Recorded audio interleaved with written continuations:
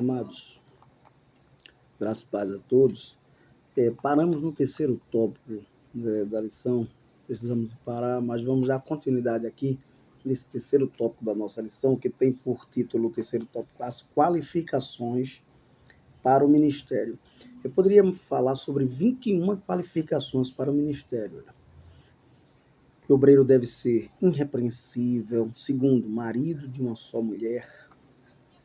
Terceiro, prudente, vigilante e temperante. Quarto, sóbrio, 1 Timóteo 3:2. Quinto, modesto, ordeio, honesto, 1 Timóteo 3:2 ainda. Hospitaleiro, em sexto lugar. Em sétimo lugar, apto para ensinar, 1 Timóteo 3:2 ainda. Oitavo lugar, não dado ao vinho. Nono, não espancador, violento. Décimo, moderado, cordato, ponderado. 11º, inimigo de contendas, não litigioso, contencioso, pacífico, 1 Timóteo 3:3. 12º, não cobiçoso, ganancioso, avarento, desinteressado, 1 Timóteo 3:3 e Tito 1:7. Em 13º lugar, não neófito, ou seja, recém-convertido, 1 Timóteo 3:6. 14º lugar, de bom testemunho, 1 Timóteo 3:7. 15º, despenseiro, Tito 1:7. 16º, não soberbo, arrogante, Tito 1:7. 17º, não irascível, iracundo, Tito 1:7. 18º, amigo do bem e benigno, Tito 1:8. 19º, justo, Tito 1:7. 20º, piedoso e santo, Tito 1:8. 21º, temperante, que tem domínio próprio. Mas dentro dessa perspectiva aqui da nossa lição, tendo em vista que o tempo se torna resumido e a gente já teve que cortar o outro vídeo para dar continuidade a esse, eu quero expor aqui, que o comentarista colocou as qualificações para o ministério. Eu diria e citaria, depois eu vou gravar um vídeo com essas 21 qualificações, tá? Com base em Timóteo, capítulo 3, e com base em Tito, capítulo 1, versos 7 e 8. Mas aí eu vou trabalhar algumas aqui delas. Dentro da primeira proposta do autor, que é qualificação de natureza moral, eu vou colocar aqui o que o obreiro deve e o que ele não deve, tá bom? E assim os irmãos vão entender. E eu vou tentar explicar só as que eu vou citar aqui, tá? Depois eu gravo um outro vídeo com todas as 21 qualificações, prometo aos irmãos. Então, olha, a primeira, ele deve ser irrepreensível. 1 Timóteo, capítulo 3, versículo 2. Porque o bispo deve ser um homem bom, contra cuja vida não se possa falar nada. Não é que ele seja perfeito, mas ele deve ser irrepreensível. Eu vou citar para os irmãos aqui, no grego é anekletos, que significa sem mancha, tá bom? Não deve ser uma pessoa manchada, sem culpa, ou seja, não deve ser uma pessoa que as pessoas falam mal, né? E irrepreensível vem a significar deitar mãos sobre, ou seja, como se for uma acusação e comprovação de culpa. Dessa forma, um presbítero ou um supervisor, ou um bispo, não pode ser aquela pessoa apanhada em falta, em vícios ou escândalos. Pessoa que vive com escândalos, como é que pode? Alguém que vive uma vida cheia de escândalo, ela poder exercer essa função ministerial. Fica difícil, né, meus amados irmãos? Então, segundo, ele deve ser marido, né, de uma só mulher. Ou seja, esse obreiro ele deve ser monogâmico, um homem e uma mulher, tá bom? Casado com apenas uma mulher.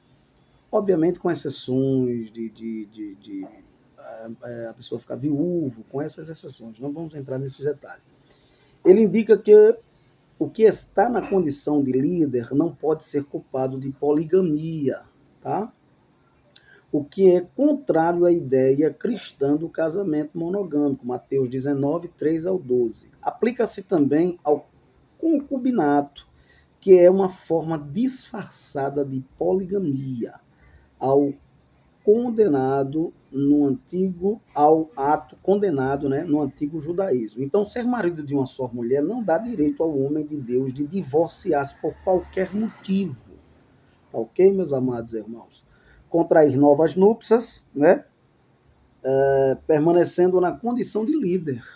A igreja primitiva não aceitava tal atitude. Certo é que, morrendo a esposa ou o esposo, o casamento é anulado completamente. Isso aí a gente sabe, tá bom? E aí, uma outra questão que o obreiro deve, né, uma outra qualificação: primeiro, deve ser irrepreensível; segundo, deve ser marido de uma só mulher; terceiro, deve ser prudente, vigilante e temperante. Ou seja, no grego é nepalios, que significa temperado, sóbrio, ajuizado.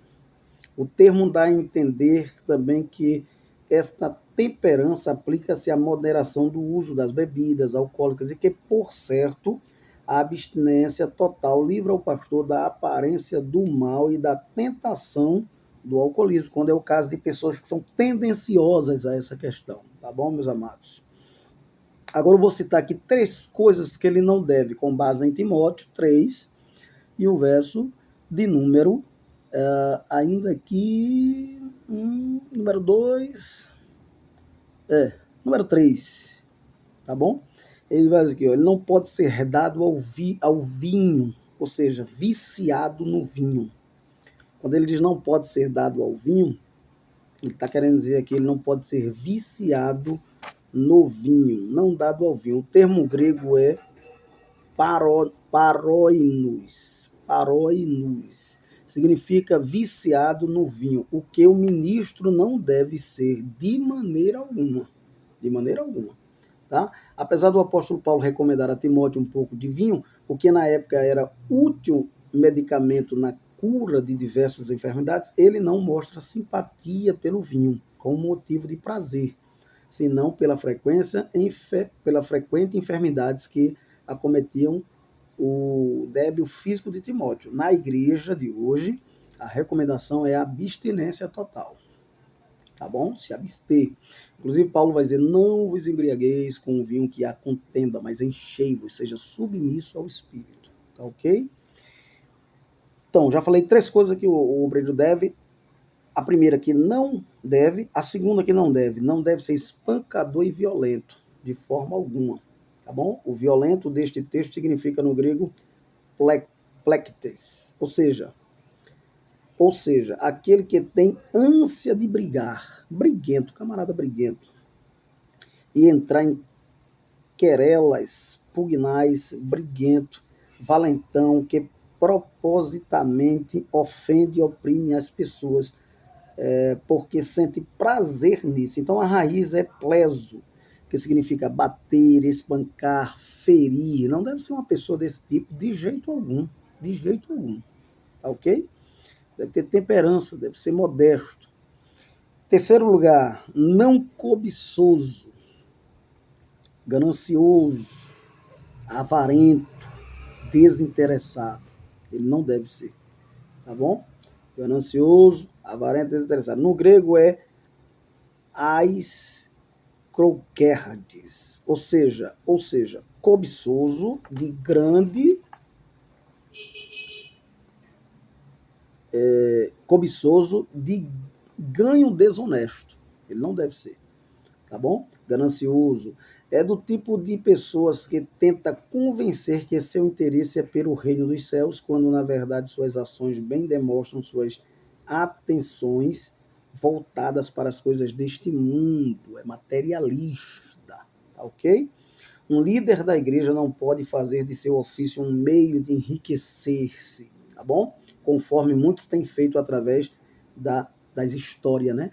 Da história, né? Melhor dizendo. Então, Também a sorte da ganância pelo lucro é o que jamais deve caracterizar o que serve a Jesus Cristo na igreja. Aos diáconos também esta palavra é dirigida em 1 Timóteo 1:8, tá bom? Então ele não deve. Então já falei 3 coisas que deve: ser irrepreensível, marido de uma mulher, ser prudente, vigilante e temperante. Não deve ser dado ao vinho, não espancador e violento, não cobiçoso, ganancioso e avarento, desinteressado. Segundo subtópico da nossa lição, para a gente ir para o final: qualificações de natureza social. Eu coloquei aqui misturado, obviamente, algumas estão entre as outras, mas faz parte. Ele deve ser hospitaleiro. Qualificação, mais uma qualificação do obreiro. Ele deve ser hospitaleiro. Ou seja, no caso aqui, ó, essa palavra no grego é pilóxenos, né? Que significa amante da hospitalidade.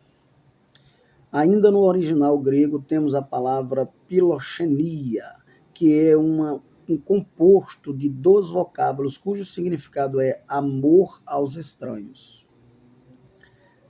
Isto é, o cuidado pelos que viajam, o amor aos hóspedes, ou seja, o amor do hospedeiro demonstrando para com seus hóspedes, o amor do hospedeiro demonstrado para com seus hóspedes. Desde os primeiros passos cristãos, a qualidade de hospitalidade vem sendo reputada como um dos deveres mais importantes de nossa fé. Algumas referências bíblicas bem o demonstram como aconteceu, né? Hebreus 13:2, né? Não vos esqueça da hospitalidade, porque por elas alguns, não o sabendo, hospedaram anjos. Então é muito importante a hospitalidade. O obreiro deve ser hospitaleiro.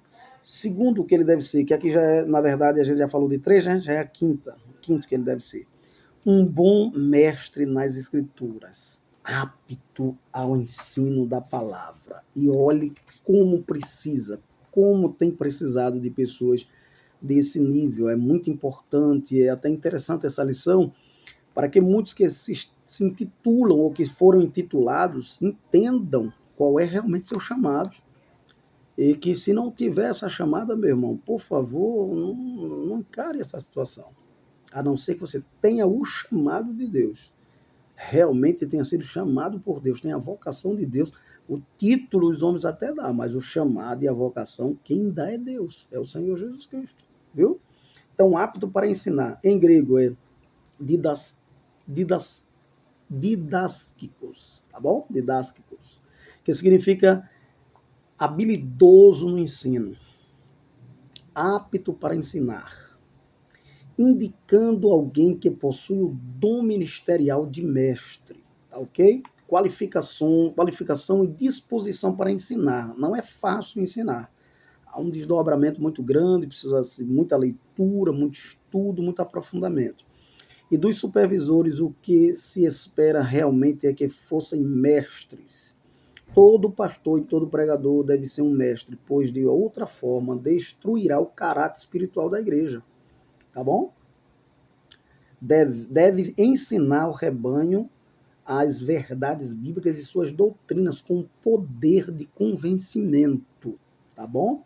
Então, deve, portanto, o presbítero estar qualificado para ensinar tanto no que concerne ao seu conhecimento, como no que tange aos seus dons espirituais. Caso contrário, não poderá convencer a nenhum herege que seu caminho cristão, bem como a sua doutrina, são superiores ao daquele. Ok? Deve também governar bem a sua casa, a sua família, tá bom? Deve governar bem a sua casa, a sua família. Porque como é que vai governar a família de Deus se não governa a sua própria casa? Vamos agora para o que o obreiro não deve ser dentro dessa qualificação aqui ainda da área social. Não deve ser neófito, recém-convertido. O camarada aceitou a Jesus hoje, está com 1 ano, 2 anos de igreja, daqui a pouco já é diácono, daqui a pouco é presbítero. Como é que esse homem vai poder ensinar se ele nem aprendeu ainda? Ele ainda é um novo convertido. Então ele não deve ser neófito, tá bom? não deve ser neófito, de maneira alguma, porque vai trazer prejuízos para a igreja do Senhor.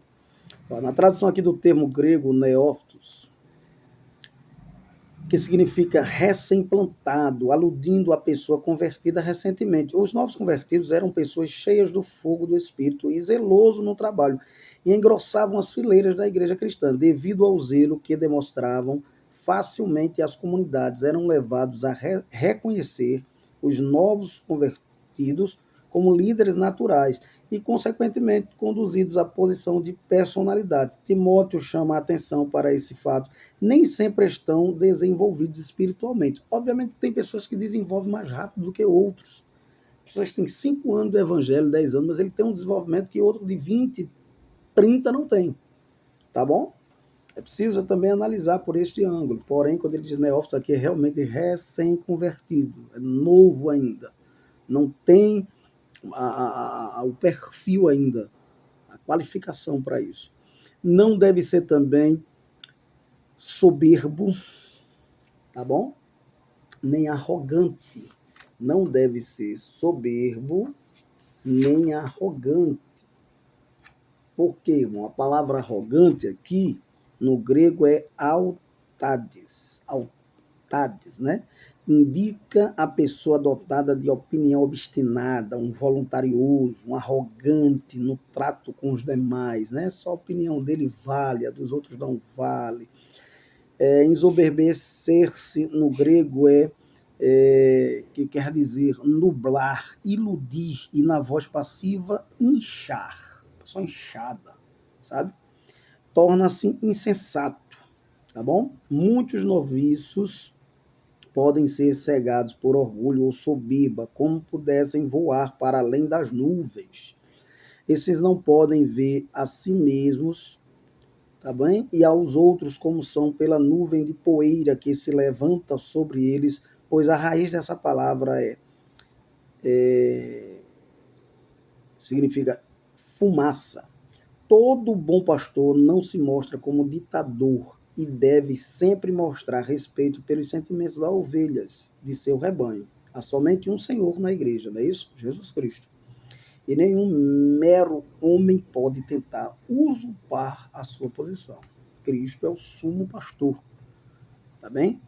Devemos a ele. Então, não irascível, não iracundo.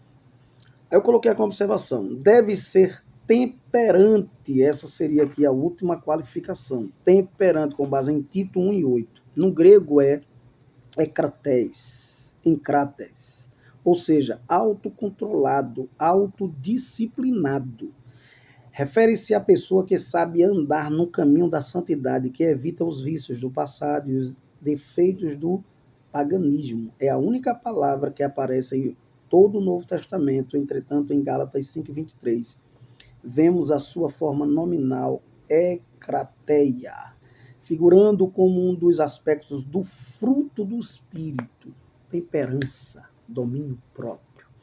Então, tudo isso está dentro dessa classificação das qualificações do obreiro. Que Deus os abençoe, meus irmãos. Que Deus nos ajude, que Deus nos guarde, nos livre de todo mal. Que Deus levante homens com este preparo, com esta dedicação para a sua obra. Eu quero apenas ler aqui a conclusão para encerrarmos. Nesta lição, vimos o ministério sob diferentes aspectos. Vimos que a doutrina do sacerdócio universal dos crentes é literalmente bíblica. Todo crente tem o privilégio de apresentar a si mesmo e a outros diante de Deus, sem a necessidade de mediadores terrenos. Vimos também que Deus pôs na igreja alguns para exercício de determinadas funções específicas. Esses ministérios devem ser vistos como dons de Deus à igreja, obviamente. A próxima lição que vamos estudar é a lição número 8, que tem por título a disciplina na igreja. Queridos, eu quero orar por você, por sua família, e que tenha uma boa aula domingo, que o Espírito Santo de Deus possa iluminar a sua palavra, a sua mente através da sua palavra. Pai, queremos te agradecer por este momento ímpar, Deus. Te louvamos por esta lição. Abre a mente de cada aluno, usa cada professor em nome de Jesus. te louvamos e te agradecemos. Que a graça do nosso Senhor e Salvador Jesus Cristo, o amor de Deus e a comunhão do Espírito Santo seja com todos agora e sempre. Amém.